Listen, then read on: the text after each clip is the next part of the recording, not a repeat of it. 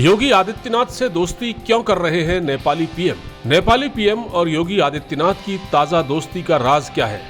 नेपाली प्रधानमंत्री पुष्पदहल प्रचंड भारत के दौरे पर हैं। प्रधानमंत्री बनने के बाद वो पहली बार भारत आए हैं, लेकिन भारत की धरती पर उनके कदम पड़ते ही कुछ सवालों ने जन्म ले लिया है। सियासी हलकों में चर्चाएं गर्म है कि प्रचंड उत्तर प्रदेश के मुख्यमंत्री योगी आदित्यनाथ से दोस्ती करना चाहते हैं। आखिर क्यों? प्रचंड के सामने ऐसी कौन सी मजबूरी है कि वो योगी बाबा से दोस्ती करने के इच्छुक हैं? ये हम आपको समझाएंगे, लेकिन उससे पहले नेपाल के राजनीतिक हालात पर थोड़ी बात करते हैं।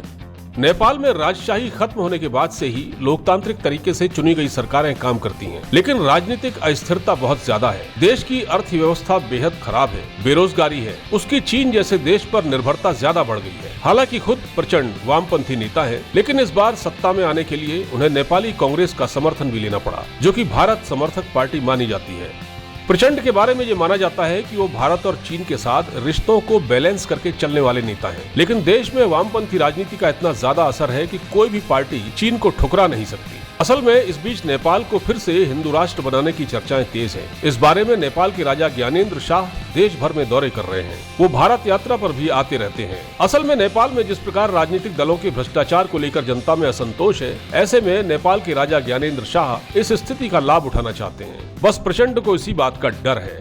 अब इस सवाल का जवाब तलाशते हैं कि आखिर नेपाली प्रधानमंत्री यूपी के सीएम योगी बाबा से दोस्ती की इच्छा क्यों रखते हैं।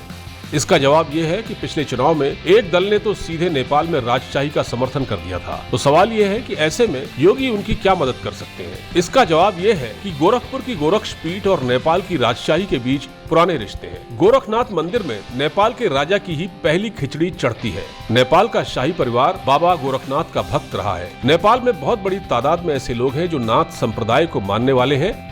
योगी आदित्यनाथ जो भारतीय राजनीति के फलक पर बड़े लीडर के तौर पर सामने आए हैं, वो नाथ संप्रदाय का होने के कारण नेपाल में जबरदस्त असर रखते हैं। ऐसे में नेपाल सरकार को लगता है कि वहाँ योगी बाबा राजशाही को रोकने के लिए दखल दे सकते हैं। नेपाल में केपी ओली समेत वामपंथी धड़ा तो चीन के समर्थन में चला गया, लेकिन वहाँ की आम जनता अभी भी भारत को पसंद करती है। गोरखनाथ पीठ के महंत योगी आदित्यनाथ और उनके गुरु महंत अवैधनाथ दोनों ही नेपाल में ब्रिटेन की तरह राजशाही वाले लोकतंत्र का समर्थन करते हैं। इसलिए नेपाली प्रधानमंत्री प्रचंड चाहते हैं कि अगर नेपाल में जनता के असंतोष के चलते कभी सरकार के खिलाफ बगावत हो और राजा के शासन की बात आए, तो योगी आदित्यनाथ उनके साथ खड़े दिखें। अपने इस दौरे में नेपाल के प्रधानमंत्री वामपंथी होने के बावजूद महाकाल के मंदिर में भी आरती करेंगे। ये सब वह इसलिए कर रहे हैं ताकि भारत के लोगों और यहाँ की सरकारों का दिल जीता जा सके। इंडिया न्यूज की रिपोर्ट।